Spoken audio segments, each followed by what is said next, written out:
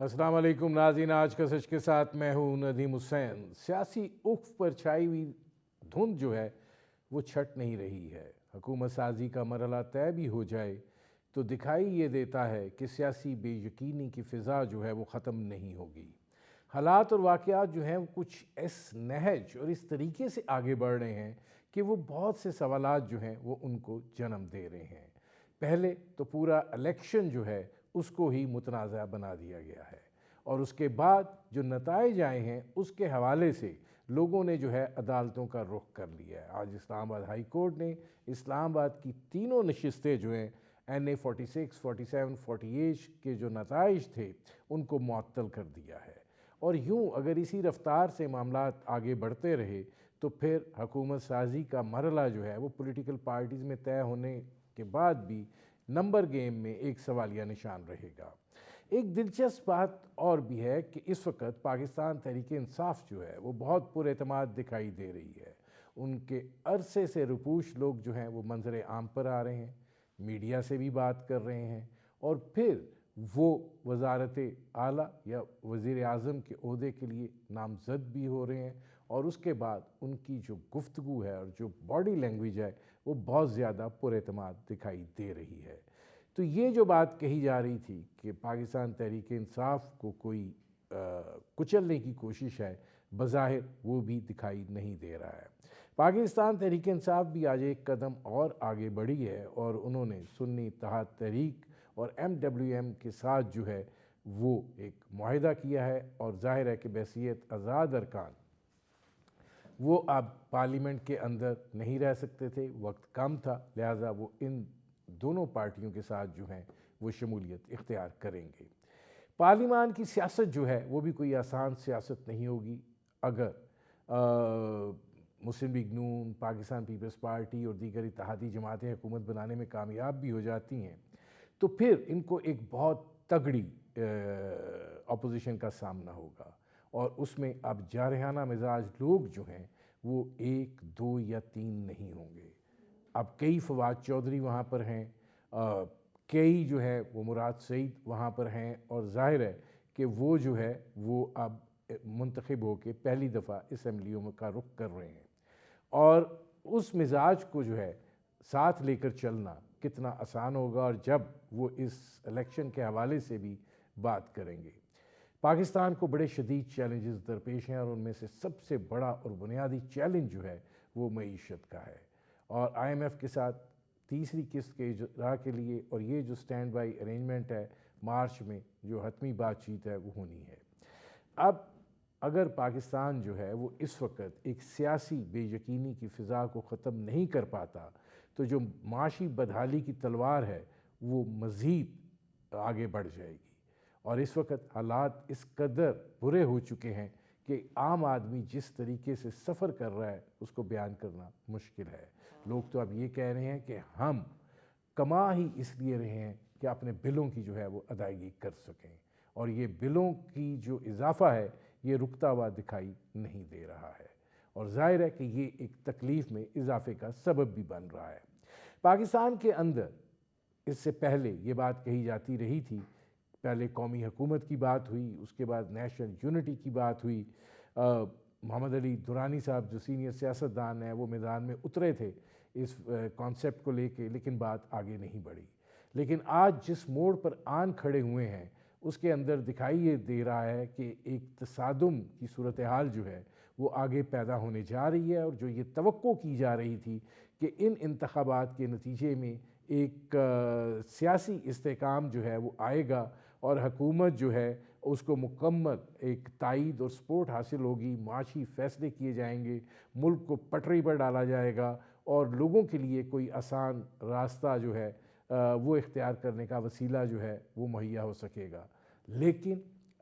इस वक्त तक जो अब तक हालात दिखाई दे रहे हैं ये सब कुछ एक ख्वाब की मानंद दिखाई दे रहा है। इस्लामाबाद है, इस्लामाबाद के अंदर बहुत सी अफवाहें गर्दिश करती हैं और वो तवातुर के साथ पिछले 48 घंटों में गर्दिश कर रही हैं। लेकिन देखना यह है कि क्या पाकिस्तान के सियासतदान जो हैं वो किस कदर बालो नज़री का मुजाहरा करते हैं, हालात को संभालने की कोशिश करते हैं और मामलात को आगे बढ़ाने के लिए سب کو جو آن بورڈ کرنے کی ضرورت ہے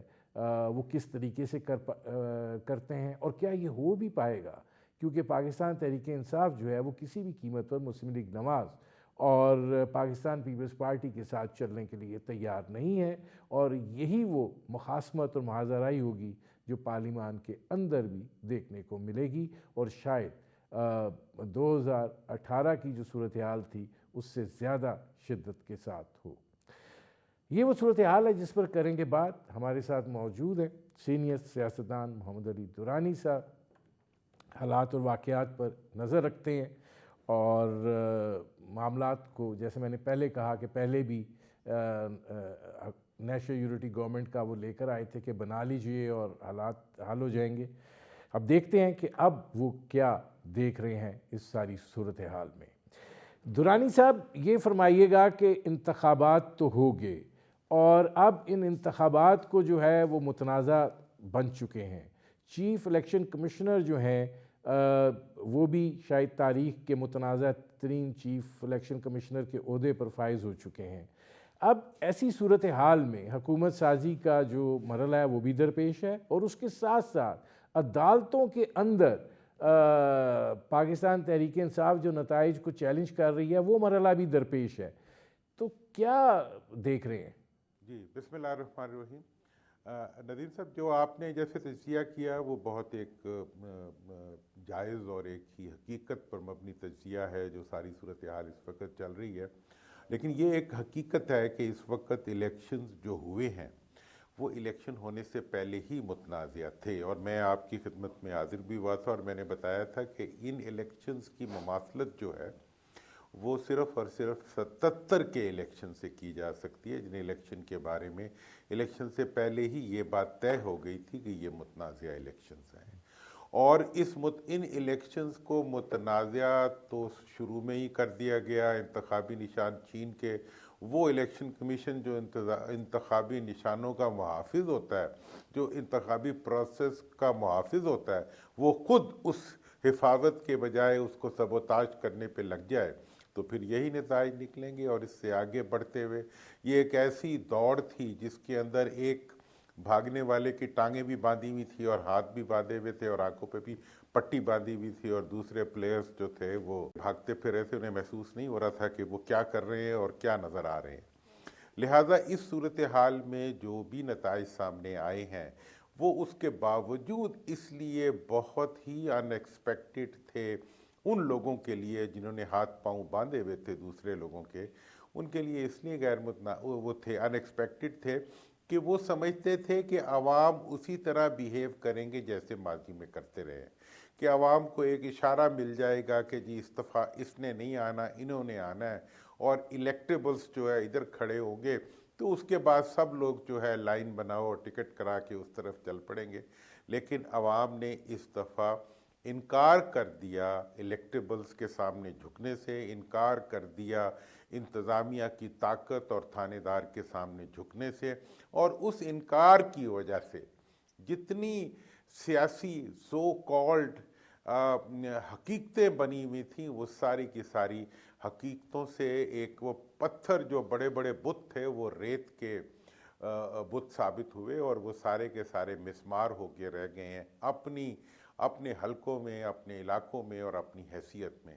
لہٰذا آج جو صورتحال ہے اس میں ایک ایسے الیکشن ہو چکے ہوئے ہیں جن الیکشنز میں جو جیتے ہیں وہ ان سے زیادہ شرمندہ ہے جو ہارے ہیں، اور جن کو انڈیپینڈنٹ کر کے بھی جن کی جیت کو نہیں روکا جا سکا، جن کو کدو کریلا بینگن بنا کے بھی شیروں کو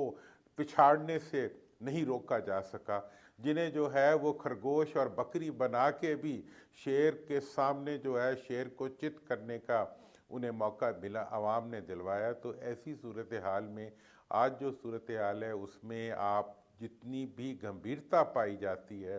وہ حقیقی گمبھیرتا سے پھر بھی کم ہے۔ اس وقت جتنا بڑا الیکشن کے اندر ایک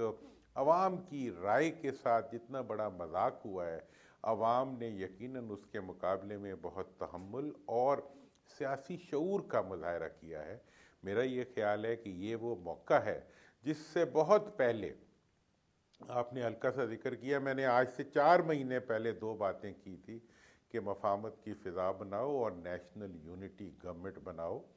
آج ہی اعلان کر دو کہ جو پارٹیاں بھی جیتیں گی ہم سب مل کے حکومت بنائیں گے. لیکن میں کیا کروں ان سیاستدانوں کا جنہوں نے پاکستان میں سیاست تو نہیں کرنی, انہوں نے بچوں کو پالنا ہے. اس میں انہوں نے محمد علی پاکستان درانی کے صاحب, اندر جو ہے, جی درانی صاحب, سوال یہ ہے کہ آپ جناب جب نیشنل یونٹی کی بات کر رہے ہیں, اب دیکھیے یہ بھی نہیں کہا جا سکتا کہ سارا نزلہ جو ہے وہ ایک ہی طرف کرا دیا جائے. پاکستان پیپلز پارٹی تو بڑے واضح اشارے بھی دیتی رہی کہ وہ پاکستان تحریک انصاف کے ساتھ جو ہے وہ بات کر سکتی ہے, کرنے کے لیے تیار ہے.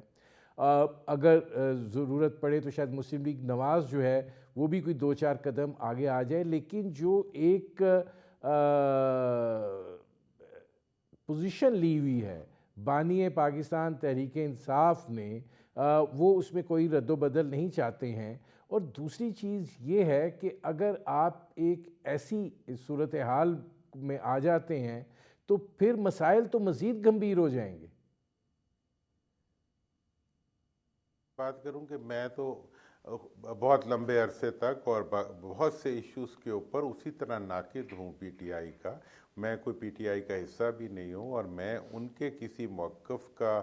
محافظ بھی نہیں ہوں. میں تو صرف اس چیز کا ہوں اور ڈے 1 سے یہی کہہ رہا ہوں کہ پاکستان میں آگے بڑھنے کا راستہ جمہوریت ہے, اور جمہوریت میں آپ کو عوام کی رائے کا احترام کرنا پڑتا ہے.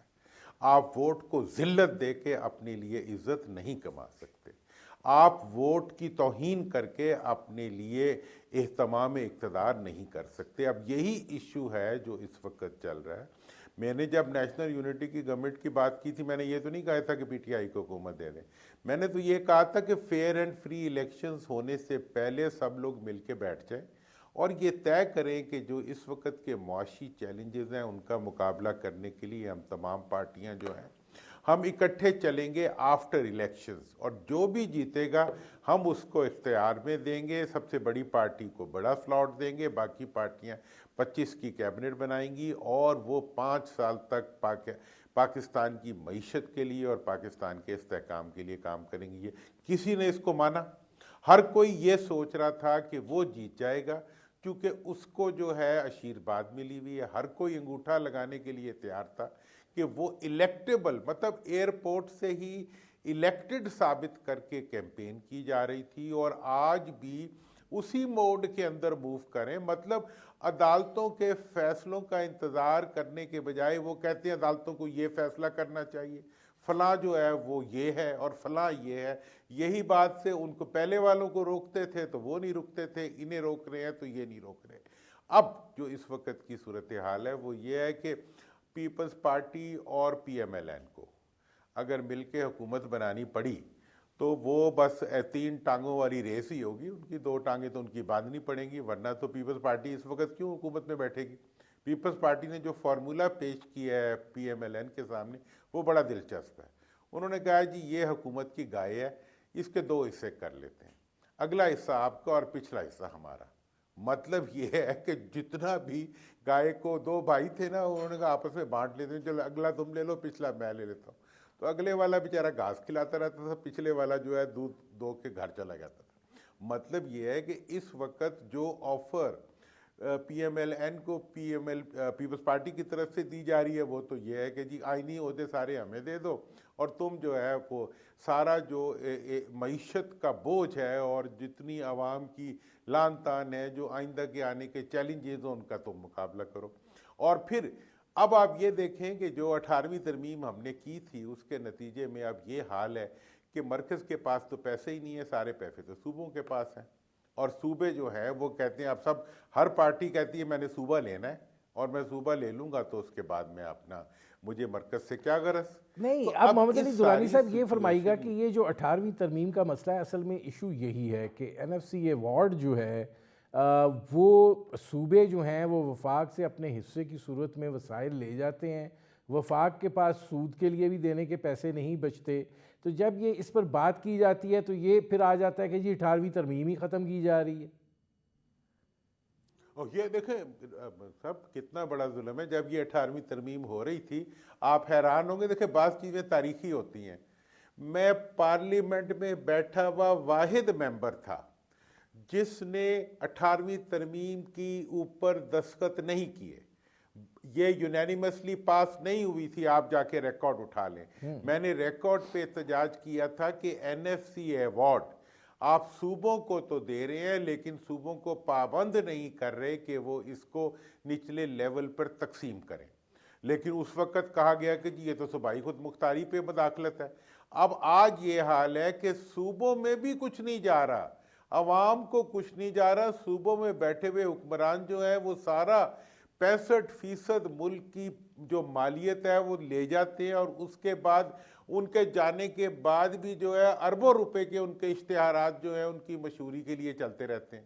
اور وہ کہتے ہیں جی ہمارے بچوں کو تم صوبہ دے دو, ہمیں صوبہ دے دو, اور ہماری سیاست کو صوبہ دے دو تاکہ ہم اس ملک کو مزید جو ہے روٹ کسوٹ سکیں. کرتے رہے. مجھے ایک بریک لینا پڑ رہا ہے. جی مجھے ایک بریک لینا پڑ رہا ہے. ناظرین, سینئر سیاستدان محمد علی درانی سے ہماری گفتگو جاری ہے. وقت ہوا ایک مختصر سے کمرشل بریک کا. ملتے ہیں اس وقفے کے بعد. Welcome back. درانی صاحب, اس سے پہلے کہ اگلے سوالات کی طرف جاؤں, یہ فرمائیے گا کہ اب اس وقت جو ایک کنفیوژن مچا ہوا ہے اور پریشانی سب کے چہروں سے ڈھلک رہی ہے, اور ظاہر ہے کہ اگر آپ پارٹی میں ایک شامل بھی ہو جاتا ہے 3 معطل ہو جاتے ہیں, اور اگر مزید کیسز جاتے ہیں اور یہ سلسلہ تھوڑا بڑھتا ہے, یہ کتنی مشکل صورتحال ہے اس وقت. کیسے اب آپ اس کو آگے ڈیولپ ہوتے ہوئے دیکھ رہے ہیں؟ دیکھیں اس میں بڑے سیدھی سی بات ہے. اگر آپ نے اس وقت بھی, اب میں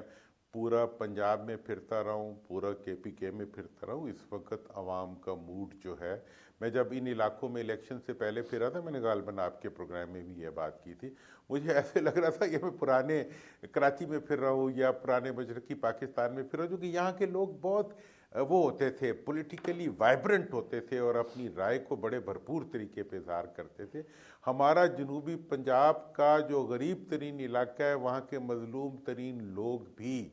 ڈسٹارشن کے اگینسٹ ری ایکٹ اور ریزسٹ کر رہے تھے. وہ تھانے دار کے آگے جھکنے سے انکار کر رہے تھے, اور ابھی بھی جو سیٹیں ان سے چھینی گئی ہیں اس کا دکھ ان کے دلوں کے اندر بالکل کسی خنجر کی طرح لگا ہوا ہے. اس چیز کا احساس کر لیں. اب ایسی صورت, اور کوئی بری بات نہیں ہوتی اگر سب سے قیمتی اور سب سے فائدہ مند سجدہ جو ہوتا ہے وہ رب کے سامنے ہوتا ہے, اور رب کے بعد رب کی مخلوق کی رائے کے سامنے ہوتا ہے. جو بڑے لوگ ہوتے ہیں, جو مستقبل پہ نظر رکھتے ہیں, وہ عوام کی رائے کے آگے اپنی سر کو تسلیم خم کر دیا کرتے ہیں. آج عوام کی رائے کو, آج آپ فیئر اینڈ فری الیکشن کے بارے میں جو بھی انکوائری ہو, جو بھی سچویشن ہو, اس میں الیکشن کمیشن کو تعاون کرنا چاہیے. الیکشن کمشنر کو بلا تکلف ریزائن کر دینا چاہیے. کوئی ایسی بات نہیں ہے, اور ایک ایسا سٹرکچر آنا چاہیے جو کہ عوام کو فیئر اینڈ فری الیکشن کی طرف عدالت مکمل طور پہ لے کے جائے. اور دوسری طرف جتنی پولیٹیکل پارٹیز پارلیمنٹ میں ہیں وہ خود اس چیز کا یاد رکھیں. اس وقت آپ انتظار نہ کریں کہ کوئی آ کے آپ کو ڈنڈا مار کے کسی گیٹ سے داخل کرے اور کسی گیٹ سے نکالے. بہت ظلم ہو گیا. جب میں نے مفاہمت کی بات کی تھی, میں نے 3 باتیں کی تھیں. پاکستان, جمہوریت اور فوج کو آپ سیاست سے ایک سائٹ پہ کر کے اپنی سیاست خود کریں. آپ نہیں باز آتے, آپ اس ملک کے محافظ اداروں کو گھسیٹ کے جو ہے آپ سیاست میں لانا چاہتے ہیں اور لاتے ہیں, اور اس کے نتیجے میں ملک کا نقصان کرتے ہیں. آپ کا فائدہ تو ہو نہیں رہا اور اب ہوگا بھی نہیں. ان کا نقصان تو نہ کریں, ملک کا نقصان تو نہ کریں. پھر وہ کوئی آپ کے بارے میں یہی شعر رہ جائے گا, اب اداس پھرتے ہو سردیوں کی شاموں میں. اس طرح تو ہوتا ہے. اس طرح کے کاموں میں ہمارے دوست ہیں, ان کا یہ شعر ہے اور ہمیشہ پڑھا جاتا ہے. اس لیے آپ وہ کام نہ کریں کہ آپ کو پشیمانی ہو. آج آپ انڈیپینڈنٹس کو اگر شریک کروائیں گے اپنے ساتھ, ان کو ڈسٹارشن کے ذریعے اپنے ساتھ شامل کریں گے, وہ پارٹیاں جو شامل کریں گی, آج کل مروسی پارٹیاں ہمارے ملک میں, ان کی نسلیں بھی اپنی ان حرکتوں کے اوپر پچھتائیں گی. لہٰذا نہیں یہ فرمائیے گا درانی صاحب کہ ٹھیک ہے کچھ تو آزاد لوگ ہیں، کچھ وہ لوگ ہیں جو پاکستان تحریک انصاف کے حمایت یافتہ ہیں، ظاہر ہے ان میں سے تو شاید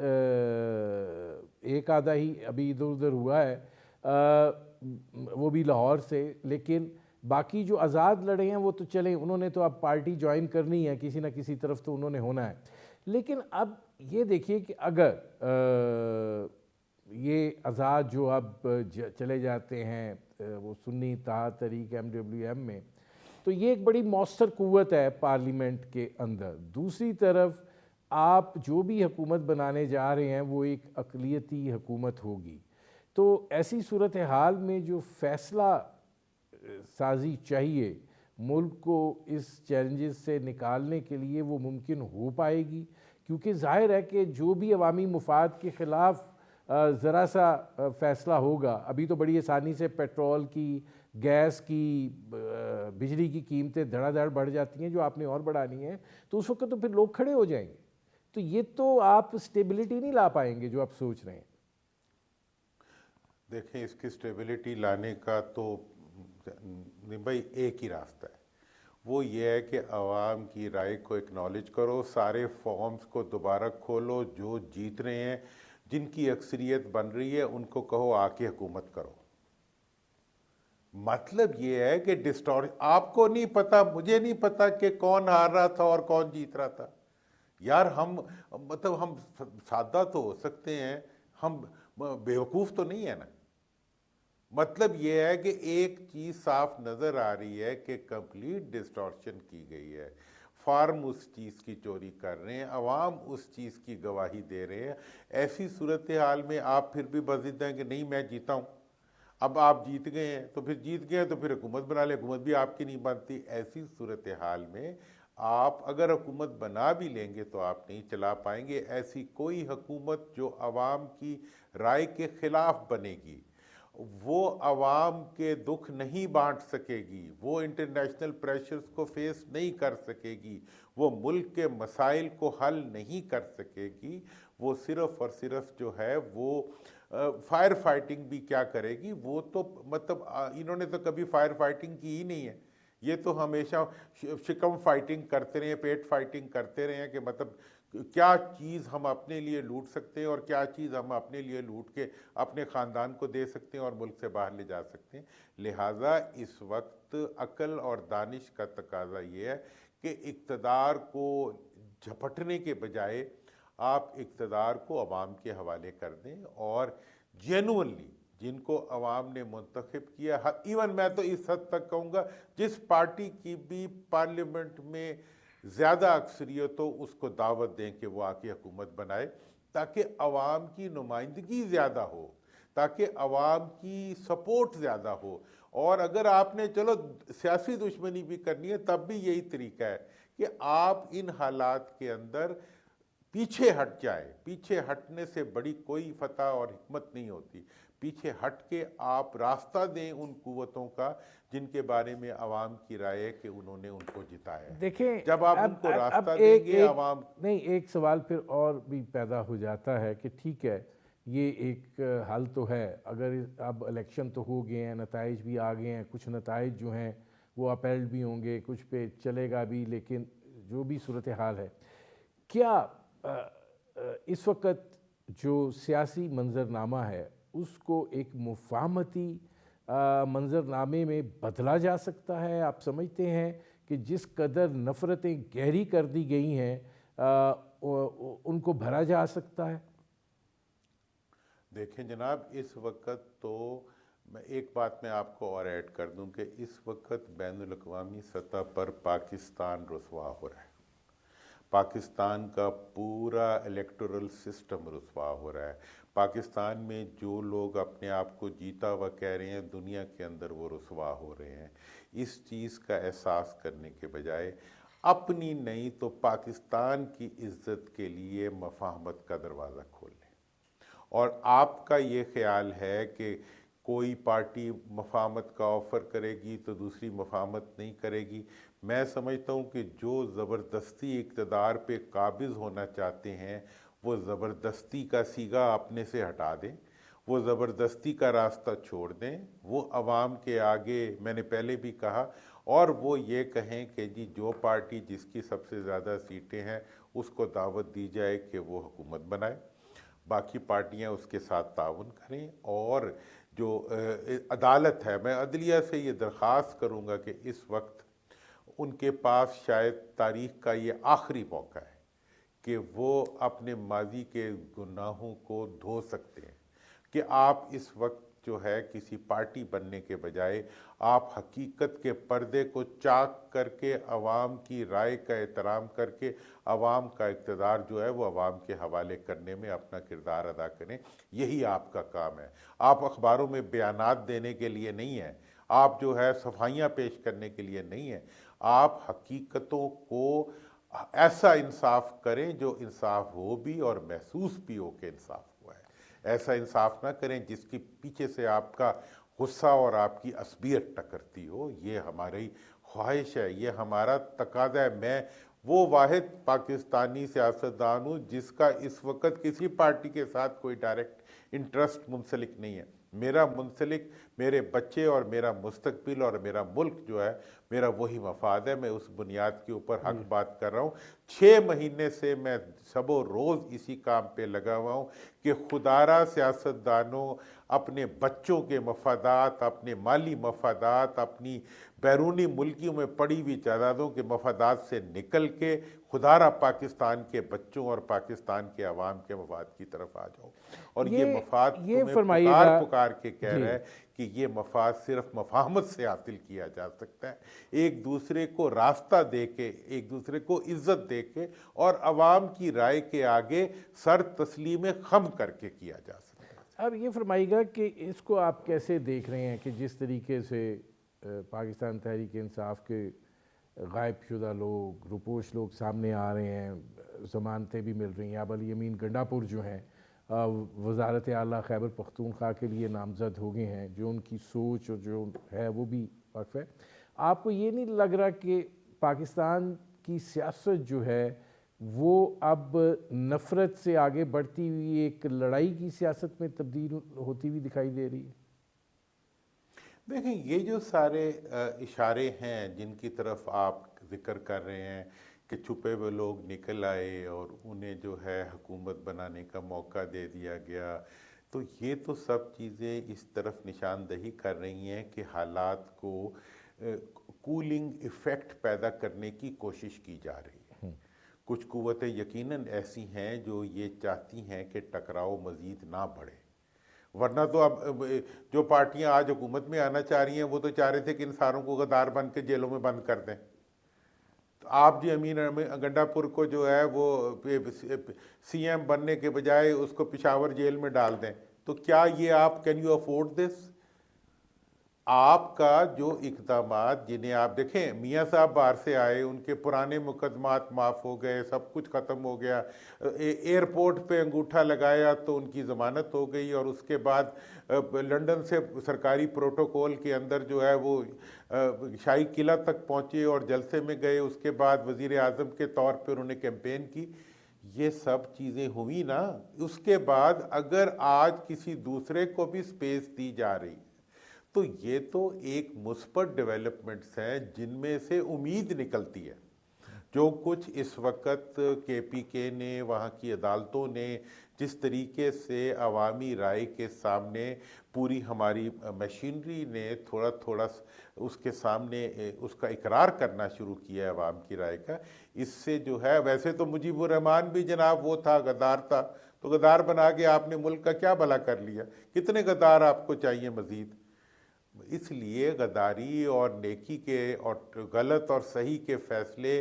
کرنے کے بجائے، سیاسی طور پہ بیانات کے ذریعے ان چیزوں کو سیٹل کرنے کے بجائے، عدالتوں کو اور عدالتی عمل کے ذریعے ان چیزوں کا فیصلہ کریں۔ اور ماضی میں جو غیر عدالتی اقدامات الیکشن کمیشن نے کیے ہیں، کاش کہ وہ ان کو بھی ریوزٹ کرتے فوری طور پہ، ادھر شامل ہو جاؤ ادھر شامل ہو جانے کے بجائے غلط کام ایک آپ نے کیا۔ میں اس میں درانی صاحب آپ سے ایک سوال پوچھنا چاہ رہا ہوں کہ دیکھیے، پاکستان کی افواج جو ہیں وہ فیڈریشن کی علامت ہیں، اور ظاہر ہے ہم جس صورتحال کے اندر گھرے ہوئے ہیں اس میں ایک مضبوط فوج جو ہے وہ ہماری ضرورت بھی ہے اور ہماری آزادی سے سانس لینے کی ضمانت بھی ہے۔ اب ایسی صورتحال میں جو کچھ ہوا ہے اور جس طرح کی ایک نفرت کی لہر کریٹ کی گئی ہے، یہ تو ایسے لگ رہا ہے کہ پاکستان کے خلاف سازش ہے۔ دیکھیں، آپ حیران ہوں گے ندیم کہ جب بھی ملک کے اندر عوام کی رائے کے خلاف کوئی اقدامات ہو رہے ہوتے ہیں تو ساری دشمن قوتیں جو ہیں وہ اس وقت میدان میں کود پڑتی ہیں۔ میں نے یہ خود اپنی آنکھوں سے دیکھا ہے، بچپن سے دیکھ رہا ہوں، اور آج کی صورتحال میں اگر فوج کو، اور یہ بات میں اب کیسے بیان کروں کہ میں نے کتنی محبت سے یہ فارمولہ پیش کیا تھا کہ پاکستان جمہوریت اور فوج کو آپ سیاست میں انوالو نہ کریں، اور اس کے بعد میں نے پی ٹی آئی کی لیڈرشپ سے بہت دستبستہ گزارش کی تھی کہ آپ فوج کے خلاف بات کرنا بند کر دیں، جس کو انہوں نے رسپونڈ کیا۔ ان کے جلسوں کے اندر جو ہے فوج کے حق میں نعرے لگے، اور انہوں نے اس چیز، پھر باہر یہ ہو رہا تھا اس کے اوپر بھی انہوں نے بھی سٹینڈ لیا، ہم نے بھی سٹینڈ لیا۔ اب یہ ہے کہ وہ تمام قوتیں جو پاکستان کے اندر انریسٹ پیدا کرنا چاہ رہی ہیں،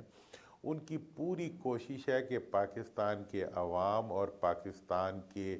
جو ادارے ہیں ان کے درمیان ایک ٹکراؤ کی کیفیت پیدا ہو۔ میں الیکشن ٹرانسمیشن میں ایک چینل پہ بات کر رہا تھا، میں نے وہاں کہا، میں نے کہا کوئی ادارہ جو ہوتا ہے وہ اپنی رائے، عوام کی رائے کے خلاف کبھی بھی کھڑا ہونا پسند نہیں کرتا۔ اور میں آپ کو یہ بھی بتا دوں کہ افواج پاکستان بالکل کسی بھی صورت میں، اب اتنا ان کو تجربہ ہو چکا ہے کہ وہ کسی بھی صورت میں عوام کے ساتھ کسی ٹکراؤ کے راستے کو پسند نہیں کریں گی۔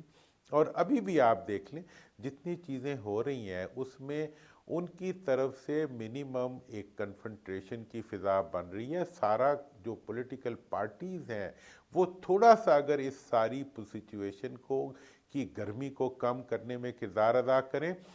تو ملک کے لیے کتنی آسانی پیدا ہو جائے۔ آج اگر میاں صاحب کھڑے ہو کے یہ کہیں اور زرداری صاحب یہ کھڑے ہو کے کہیں کہ جی ہم دونوں کی طرف سے یہ مطالبہ ہے کہ جو سب سے بڑی پارٹی ہے اس کو مرکز میں حکومت بنانے دی جائے، ہم خود اس کی تعاون کریں گے، نہیں میری بیٹی بنے، میرا بیٹا بنے، میرا فلاں بنے، میرا فلاں بنے، یار خدا کا خوف کریں، کوئی وقت ہوتا ہے کسی کام اس بات کا بہت شکریہ محمد علی درانی صاحب۔ ناظرین، یہ تھے سینئر سیاستدان محمد علی درانی، آپ نے ان کی گفتگو سنی۔ وقت ہوا ایک مختصر سے کمرشل بریک کا۔ بریک سے جب واپس آئیں گے تو بات کریں گے الیکشن کمیشن اور الیکشن کمیشن کی صورتحال اور آئندہ کے الیکشن کمیشن کے کردار کے حوالے سے۔ ملتے ہیں اس وقت۔ Welcome back. ناظرین، الیکشن کمیشن اور چیف الیکشن کمشنر کی صورتحال جو ہے وہ اس وقت ایسی ہے کہ الیکشن کو تو متنازع کہا ہی جا رہا ہے، چیف الیکشن کمشنر کی ذات جو ہے اس کو بھی متنازع ترین بنا دیا گیا ہے، اور یہ تقاضا کیا جا رہا ہے کہ وہ استعفیٰ دیں۔ 2024 کے انتخابات جو ہیں اس کے نتیجے میں حالات اور واقعات اس نہج پر پہنچ گئے ہیں کہ جہاں پر صرف ایک بے یقینی جو ہے وہ دکھائی دے رہی ہے، اور اس صورتحال میں مطلب الیکشن کمشنر کے طور کے اوپر ان کو سامنے آ کر بات کرنی چاہیے، وضاحت کرنی چاہیے، بتانا چاہیے، لیکن وہ ایسا نہیں ہوا ہے۔ اور ظاہر ہے کہ جس طریقے سے نتائج میں تاخیر ہوئی، پھر اس کے جو کچھ ہوا، اور پھر لوگوں نے فارم 45 کے اوپر جو اس وقت پورے ملک میں ایک واویلا پھیلا ہوا ہے، اور یہ کہا جا رہا ہے کہ فارم 45 اور فارم 47 آپس میں ملتے ہی نہیں ہیں، تو یہ صورتحال جو ہے اس نے معاملات کو مزید گھمبیر کیا ہے، خراب کیا ہے۔ اس ساری صورتحال پر بات کرنے کے لیے ہمارے ساتھ موجود ہیں قمر دلشاد صاحب، سابق سیکرٹری رہے الیکشن کمیشن آف پاکستان کے۔ قمر صاحب، آپ کو تو بہت تجربہ ہے، آج الیکشن کمیشن جو ہے وہ متنازع ترین انتخابات، متنازع چیف الیکشن کمشنر کی ذات جو ہے وہ بھی متنازع ترین بن چکی ہے۔ کیا مطلب چیف الیکشن کمشنر خود بھی تو کچھ وضاحت پیش کر سکتے تھے، کچھ کہہ سکتے تھے؟ ہاں اس کے بارے میں نذیر حسین صاحب آپ نے بھی سارے آپ نے بھی ہماری طرف ہے سارے الیکشن کور کیا ہے. اس میں سب سے بڑی بات ہے کہ آج ہم پاکستان الیکشن کمیشن جو ہے یا ملک جو ہے یہ 7 مارچ 77 کے دہانے پر کھڑا ہو گیا. 7 مارچ 77 کو اس وقت کے وزیر اعظم ذوالفقار بھٹو نے انتخاب کروائے تھے. وہ پورے پاکستان میں ان کو ریجیکٹ کر دیا گیا تھا اور تحریک چل رہی تھی. اس پر پھر ذوالفقار بھٹو صاحب بڑے سیاستدان تھے تو انہوں نے فیصلہ یہ کیا کہ یہ الیکشن کمیشن پاکستان کو اختیار دے دی جائے. تو انہوں نے آرڈیننس کے ذریعے اس وقت کا جو ہوتا تھا عوامی نمائندگی ایکٹ 76 اس میں انہوں نے ایک نئی شکل شامل کروائی 103 اور اس میں کہا گیا کہ الیکشن کمیشن پاکستان سمری انکوائری کرے اور جہاں جہاں بھی گڑبڑ دھاندلی ہوئی ہے یا کرپٹ پریکٹس ہوئی ہے تو ان کو فیصلہ کر لے. تو اس وقت کے chief election commissioner Sajjad Ahmad Jan نے پورے پاکستان میں امیڈیٹلی جو ہے جہاں جہاں شکایتیں آ رہی تھیں تو انہوں نے اس کا ریکارڈ طلب کیا اور وہاں انہوں نے 15 قومی اسمبلی کی نشستوں کو انہوں نے کالعدم قرار دے دی. 1 ہفتے کے اندر 1 ہفتے میں انکوائری کی تھی انہوں نے. اور اس پر یہ بعد میں بہت ظاہر ہے لیکن مسلموں کی تحریک تو ختم نہیں ہوئی اور ڈیمانڈ ان کی بڑھتی چلے گئی. جب سیاستدانوں کو دیکھا کہ بھٹو صاحب کمزور ہو گئے ہیں ان کی ڈیمانڈیں بڑھتی چلی گئی جس کے بعد میں لگ گیا مارشل. تو یہ ساری صورت اب بھی نظر یہ آ رہا ہے کہ پورے پاکستان میں جو پہلی دفعہ ایسا ہوا ہے ندیم حسین صاحب کہ ہمیں خراج تحسین پیش کرنا چاہیے کہ ہمارے پریزائڈنگ آفیسروں پہ کوئی انگلی نہیں اٹھا رہا, کوئی ان کو سوالیہ نشان نہیں بنا رہا, کیونکہ انہوں نے سیکشن 90 کے تحت تمام جو تھے فارم 45 وہ انہوں نے دے دیے پولنگ ایجنٹس کو بھی, میڈیا کو بھی, جو آبزرور تھے ان کو بھی دے دیے اور جو باہر بھی لسٹ پر لگا دیا پولنگ اسٹیشن کے بعد. تو پھر اس کے بعد وہ لے کر کے ریٹرننگ آفیسر جو گڑبڑ جو ہوئی عوام کو جیسے ہمارے سیاستدان جو ہارنے والے ہیں تو وہ یہ محسوس کر رہے ہیں کہ جی گڑبڑ ہو گئی 97 فارم. تو بڑا آسان طریقہ ہے, ویب سائٹ پر الیکشن کمیشن کی ویب سائٹ پر اس وقت موجود ہے فارم 95 بھی 97 بھی, اس کو آپ کر لیں کیا اس میں گڑبڑ ہو رہی ہے. نہیں یہ یہ ساری اس میں چیزیں ایک آپ کو منٹ چاہیے اس میں قمر دلشاد لیکن صاحب اس کے آپ یہ بعد بات کہہ رہے ہیں کہ اس وقت فارم 45 اور فارم 47 الیکشن کمیشن کی ویب سائٹ پہ موجود ہیں, اس کو جو ہے وہ کمپیئر کر لیا جائے. عدالتوں میں معاملے گئے ہیں, وہاں پر نہیں پیش کیے جا سکے. اب آج جو 3 اسلام آباد کی سیٹیں ہیں ان کے جو نتائج ہیں ان کو معطل کر دیا گیا ہے.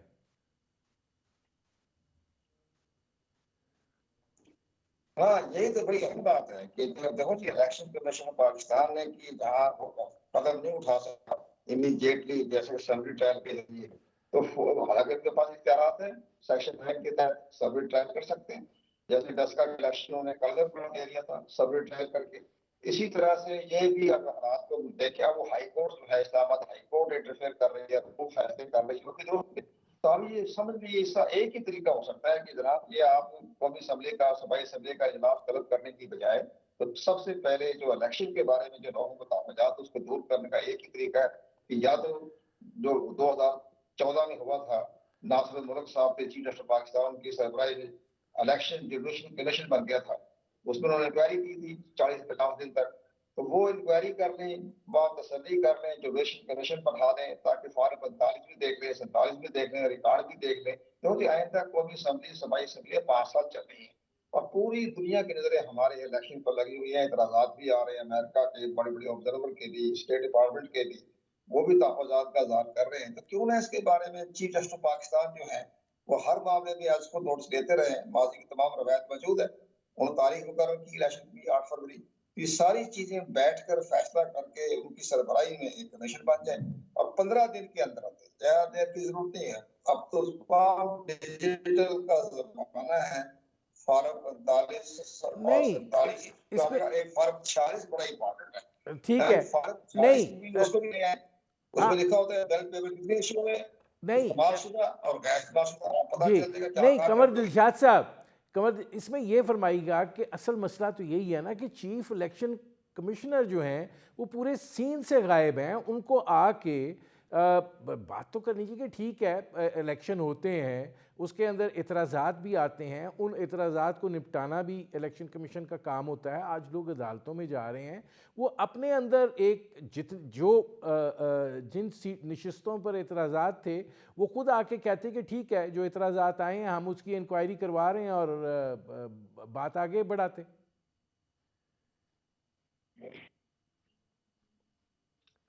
دیکھا جی انکوائریاں تو چل رہی ہیں، الیکشن کمیشن انکوائری کا طریقہ کار جو ہے وہ کچھ اور انداز کا ہوتا ہے۔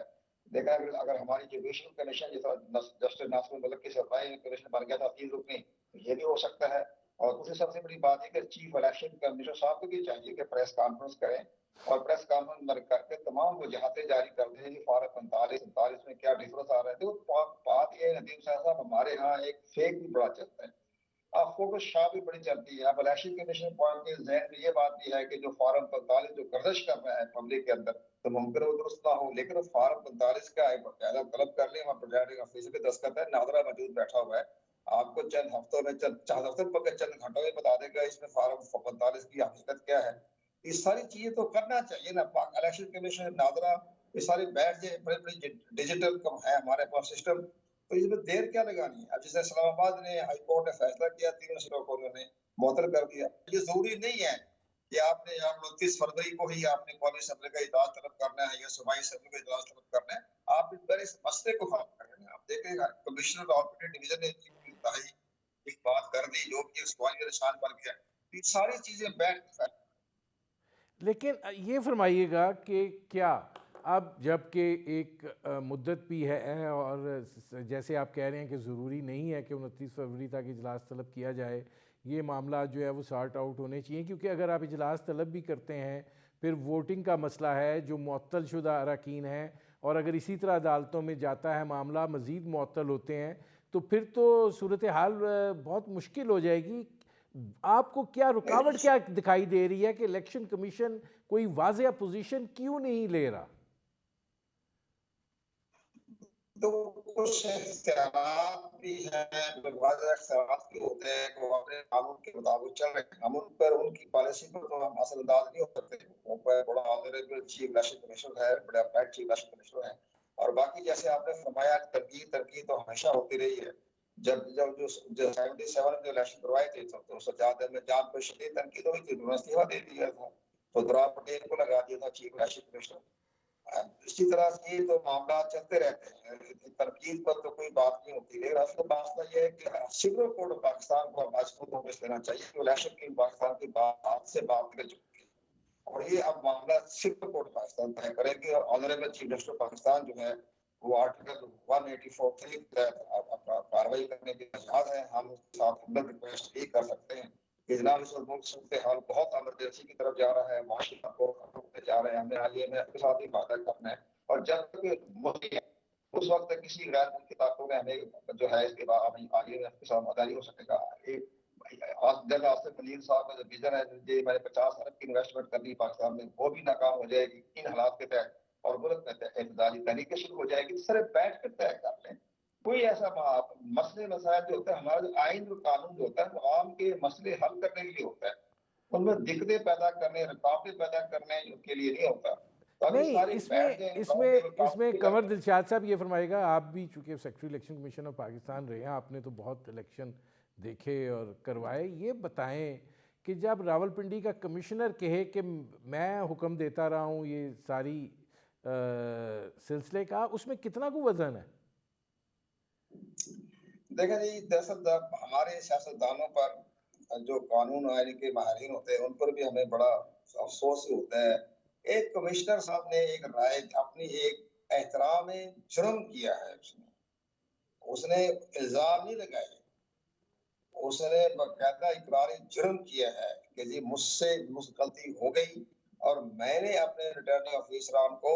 الیکشن میں ٹیمپرنگ کرنے کے لیے میں نے دباؤ ڈالا۔ یہ تو بہت بڑا انہوں نے آئین کی خلاف ورزی کر دی، ان خلاف تو آئین کا آرٹیکل 218 کے تحت کارروائی ہونی چاہیے کہ آپ نے آئین میں مداخلت کیسے کر دی، لیکن بہرحال انہوں نے باقاعدہ اقرار کیا ہے۔ تو اب یہ کہنا کہ جی صوبائی گورنمنٹ کے ملازم ہیں، انہوں نے کیا کرنا ہے؟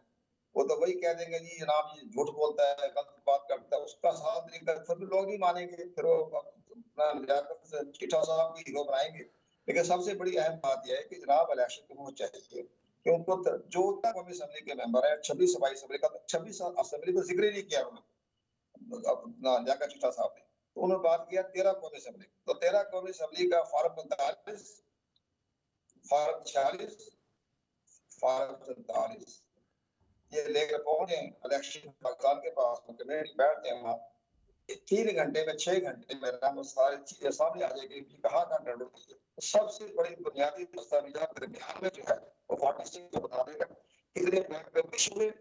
کتنے استعمال ہوئے، کتنے استعمال میں غیر استعمال شدہ، اور الیکٹر رول کتنے استعمال ہوئے، کتنے غیر استعمال شدہ ہوئی، ساری چیزیں فارم 46 میں موجود ہے، پتہ چل جائے گا۔ اس میں